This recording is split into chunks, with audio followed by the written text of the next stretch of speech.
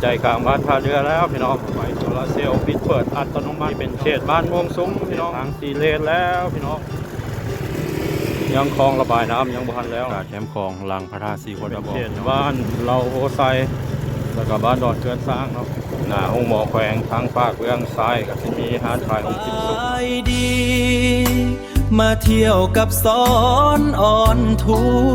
วร์พาเที่ยวตลาดเบิ่งธรรมศาสตร์ภูผาป่าดงสบายดีพี่น้องวัดสู่สุพรรณตอนนี้บ่าวสอนอยู่ที่บ้านทางามเมืองท่าแขกแขวงขมวนทีนี้กับสิพาพี่น้องเขาเลาะเที่ยวชมเมืองท่าแขกยามแรงเนาะพาพี่น้องเขาเบิ่งบรรยากาศสองข้างทางจากเขตบ้านทางามจนฮอดโถเมืองพอแล้วพี่น้องอัปเดตถนนหนทางอัปเดตการสร้างสาพัฒนาภายในเมืองท่าแขกอันนี้เป็นเส้นทางเลขที่11พี่น้องจากหนองบกมาท่าแขกเส้นทางเพิ่นเฮ็ดแล้วเนาะเส้นทางปรับปรุงใหม่วังนึงครับสำเร็จเสร็จสิ้นเขตบ้านท่าเรือม่วงสุมเพิ่นกระใส่ดอกไม้ยันทางที่3ทับส้มเบิ่งน้ำกันเนาะพี่น้องไม้แคมทางเขาจะเอาติดใส่ว่าบ้านทางงามเนาะแต่ว่าเขตที่เป็นเขตบ้านบางเฮียงเข้าใจคือกันว่าเป็นมารวมบ้านกันหรือว่าอย่างไรบ้านบางเฮียงกับบ้านทางงามติดกันน้องเป็นบ้านที่พี่น้องนับถือศาสนาคริสต์มีโบสถ์ทางประเทศใหม่ก็ถือว่ากว้างกว่าเก่าหลายพี่น้องมีการแต้มเส้นจราจรกลางทางอีกสวยงามแรงจากรถจากลายแน่น้อยหนึ่งเนาะรถจากควันไฟน้องเขากำลังแต่งอยู่ก็กินยำแรงบางคนกระจูดเชื้อก็มีเนาะใส่เป็นควันเขตที่มันกระใสดอกไฟโซลาร์เซลล์ดอกไฟเยื้องข้างเนาะแต่ว่าไฟยังพันยังคงเรืออีกอย่างน้อยยังพันได้คำขักเกลือนะพี่น้องบ้านทางงามโซนขัวโซนค้าขายมีห้างร้านต่างๆหลายร้านชื่อร้านข้าวแปงอันนี้คือขัวบ้านทางงามเด้อพี่น้องเป็นขัวเล็กปูพื้นด้วยไม้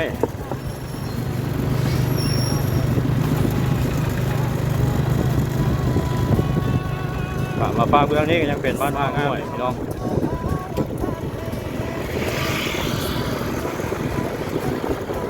จากบ้านทางงามก็เป็นบ้านท่าเรือแล้วจึงเป็นบ้านของสูงยามแรงรถหลายพี่น้องเลยบางคนก็กำลังกลับจากเวียดจากงานบางคนก็กำลังสิเข้าไปลิ้นท่าแขก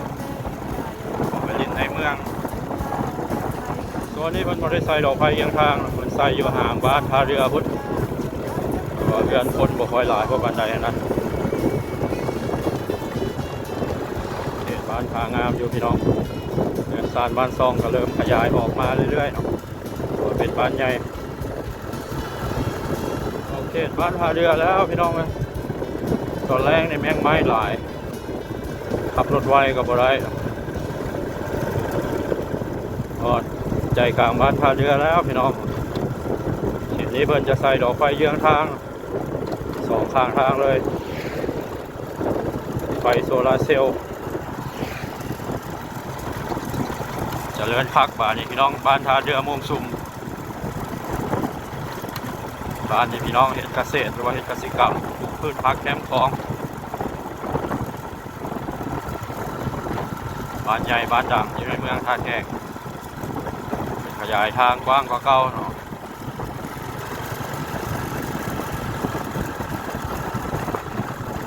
สวยงามแล้วพี่น้องเลย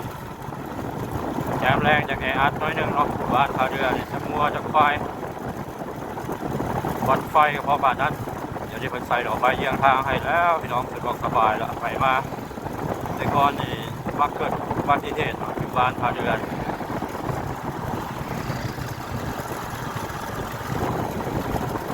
อันนี้ใจกลางบ้านเนาะ ดังบางส่วนเคยลงคลิปไปก่อนๆว่าเพิ่นสิเฮ็ดทางผู้ยางไม้แล้วก็ใส่ดอกไผ่ข้างทางครับแม่ที่ลีพี่น้อง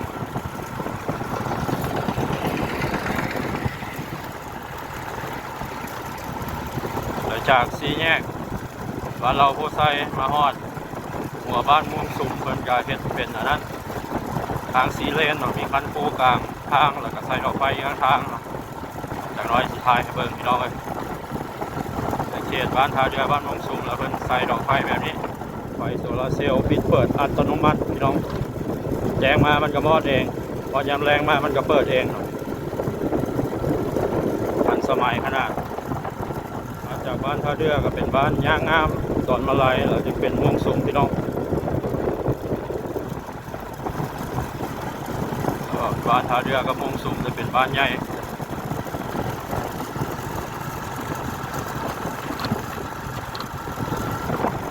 แจ้งพักขนาดพี่น้องไฟโซลาร์เซลล์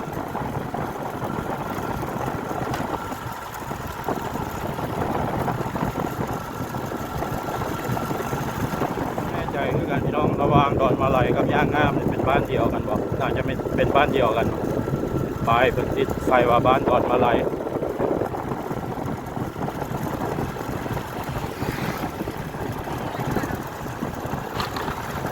แต่บางคนมาท้องเขตนี้ว่าเป็นบ้านย่างงามเขตนี้พี่น้องเขาเป็นการเฮ็ดเกษตรหรือว่าเกษตรกรรมหลายได้เนาะปลูกพืชผักแคมของ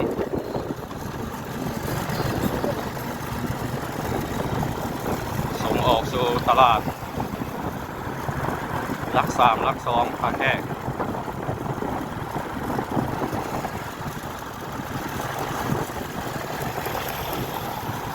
รถหลายพี่น้องเอ้ยต้องระมัดระวังบางคนเนี่ยขับไว้ทางที่เป็นเขตบ้านเขตซุ้มซนธรรมดาตามกฎหมายในบ่ให้ไว้เกิน40กิโลเมตรต่อชั่วโมงบางคนโมแมนพี่น้องบางคน7-80กิโลเมตรต่อชั่วโมงอันตรายเนาะถ้าเกิดอุบัติเหตุมาถ้ามันเกิดก็บ่เป็นหยังแต่กับพิษคนจราจรคนก็ใช้ตาสูงพี่น้องเลยธรรมดาตามกฎหมายในเมืองเพิ่นบ่ให้ใช้ตาสูงอยู่ในเมืองหรือว่าเขตที่มีรถหลายส่วนกันไปมาเนี่ยให้ใช้ตาสูงพี่น้องเลยเพราะว่ารถคันอื่นสิบ่เห็นทางบางคนก็ใส่สปอร์ตไลท์เนี่ยอันตรายบางส่วนเจอตลอดเหตุการณ์แบบนี้เป็นเขตบ้านดอนมาลัยอยู่พี่น้องเลย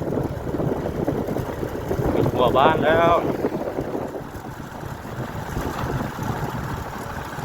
นี่เป็นวัดบ้านดอนมาลัยตกแต่งสวยงามเขตบ้านม่วงซุ้มพี่น้องใส่ดอกไฟเยื้องทางด้วยกันแจ้งพักปาดกลางเว้นบ้านหนองคือ650 เมตรเลี้ยวขวาพี่น้องไปบ้านหนองคือแล้วก็เป็นเส้นทางลัดออกสายบ้านนาบัว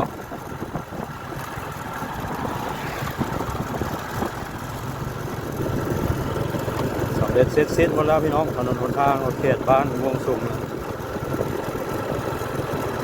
มันจะยังกับยังแต่ทาง4เลนทางหน้านี่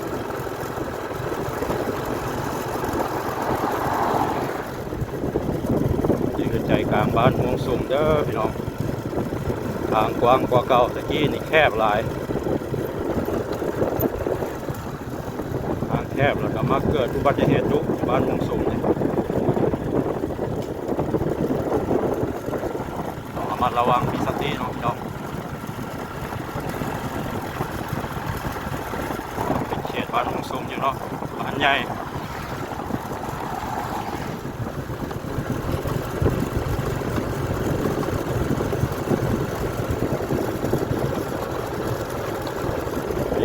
บ้านม่วงสุ่มแล้วพี่น้อง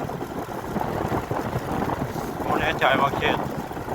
พระธาตุสิโคตะบองเป็นบ้านใดเมื่อกี้ได้ยินชื่อว่าเป็นบ้านเมืองเก่า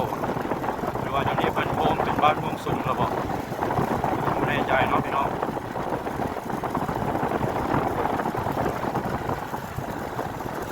เขตทาง4 เลนแล้วพี่น้องโอ้เป็นปูคอนกรีต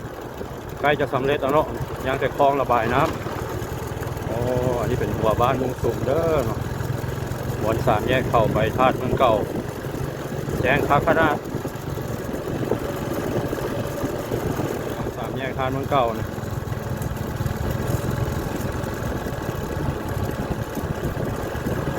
ดอกไฟ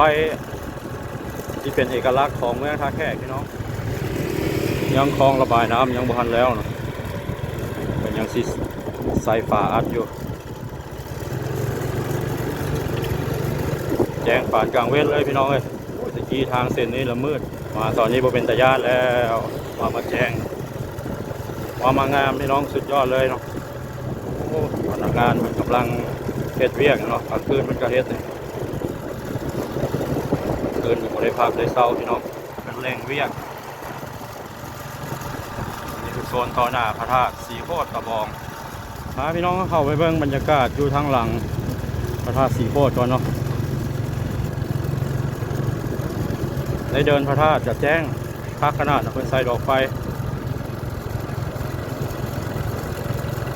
บรรยากาศในเดินพระธาตุสีโคตรตะบองงานบุญหากระจัดไปวังหนึ่งนี่พี่น้องเลยเบิ่งโซนด้านหลังพระธาตุสีโคตรตะบองกระต่ายไฟแจ้งพักขนาดนี่เหมาะแก่การมายางลิดมาออกกำลังกายยามแรงพี่น้องสาวเต็มเลยแคมป์ของบรรยากาศแคมป์ของหลังพระธาตุสีโคตรตะบองพี่น้องจะมีชาวเมืองท่าแขกพากันมายางออกกำลังกายมานั่งลิ้นชมวิวหลังจากที่มากราบไหว้พระธาตุแล้วนี่คือองค์พระธาตุสีโคตรตะบองพระธาตุมีขวัญของชาวแขวงคำม่วนแจ้งคักขนาดพี่น้องแคมป์ของหลังพระธาตุสีโคตรตะบองหลังจากที่เพิ่นเฮ็ดกันเจือนแล้วเนาะสามารถห้องรับพ่อแม่พี่น้องที่มาในงานบุญพระธาตุสีโคตรตะบองวางหนึ่งนี้ได้เนาะกว้างขวางหลายพี่น้องตอนนี้ทางหน้าเพิ่นก็กำลังเฮ็ดกันเจือนต่อไปเรื่อยๆเนาะจนหมดละไปจุใส่ทางเทิงเนาะทางเทิงก็กำลังเฮ็ดลงมาฝั่งนั้นเป็นจังหวัดนครพนมนะพี่น้องวัยรุ่นมาหลายวะเขาเจ้ามาลิ้นเนาะมากับผู้สาวเขาเจ้าโอ้ลงลมก็ได้กันเจือน3ชั้นพี่น้องเพิ่นเฮ็ดเป็นพักลงไปในดอกไฟแบบนี้เนาะเอกลักษณ์ของเมืองท่าแขกรุ่นผู้บ่าวผู้สาวเขาเจ้ามากันมาลิ้นหัวแรงคนแห้งหลายพี่น้องเลยตอนนี้ก็มืดค่ำแล้วเขาเจ้าก็กลับบ้านกลับเฮือน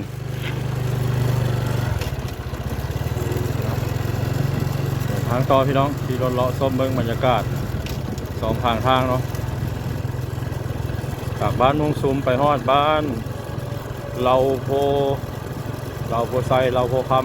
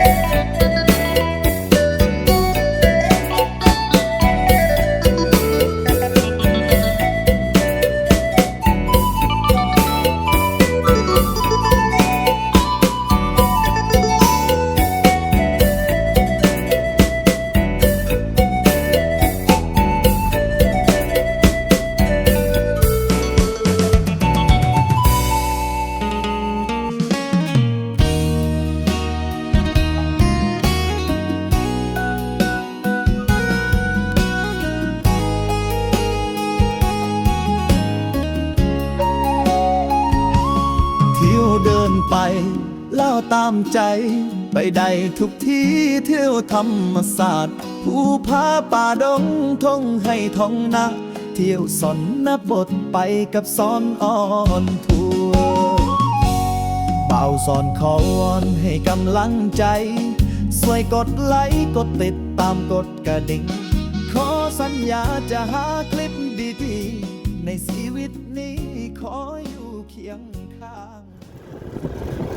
ของเขตนี่เป็นเขตบ้านเราโพคำพี่น้องเป็นปูคอนกรีตของทางสี่แยกนี่สวยงามหลายพี่น้องเลยยังบ่ทันจะสำเร็จ100%เท่าเนาะยังอีกก็โดนโซนนี้คูกลางทางยังบ่ทันแล้วว่าสวยงามหลายเนาะพี่น้องเป็นทางที่เพิ่นปรับปรุงใหม่จากสี่แยกบ้านเราโพซ้ายหาสามแยกบ้านม่วงสุ่มเป็นไปหน้าไปตานใหม่ของเมืองท่าแขกแขวงคำมวล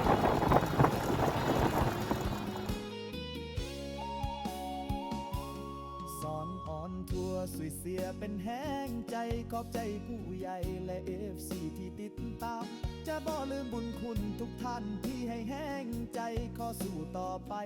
จากใจสอนอ่อนทัว ปากทางเมืองนั้นเป็นโซนขององค์หมอแขวงขมวนปากทางเมืองขวามือเนี่ยเป็นโซนของบ้าน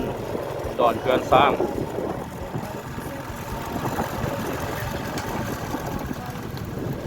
หน้าองค์หมอแขวงทางภาคเมืองซ้ายก็จะมีร้านขายของกินสุกเนาะขายยำขายตำปากทางเมืองขวาก็จะมีร้านขายเครื่องย่อยเนาะร้านขายยาปัวขยาดพี่น้องนี่เป็นโซนหน้าโรงเรียนม.ปลายท่าแขกเนาะทางเมืองซ้ายมือพวกหำงัวเพิ่นประดับประดาดอกไฟใส่โอ้เลื่อมยิบยิบยับยับพี่น้องงามขนาด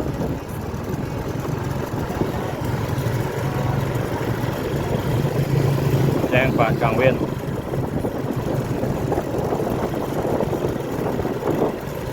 นี่ก็เป็นคลิปภาพบรรยากาศเนาะมาตอนพาพี่น้องเลาะเที่ยวเมืองท่าแขกยามแรงเนาะวันนี้ขอปิดคลิปไว้สำหรับนี้ก่อนนะขอขอบใจทุกท่านที่เข้ามาติดตามรับชมนะผิดพลาดประการใดขอโทษขออภัยพี่น้องสำหรับคลิปนี้สบายดี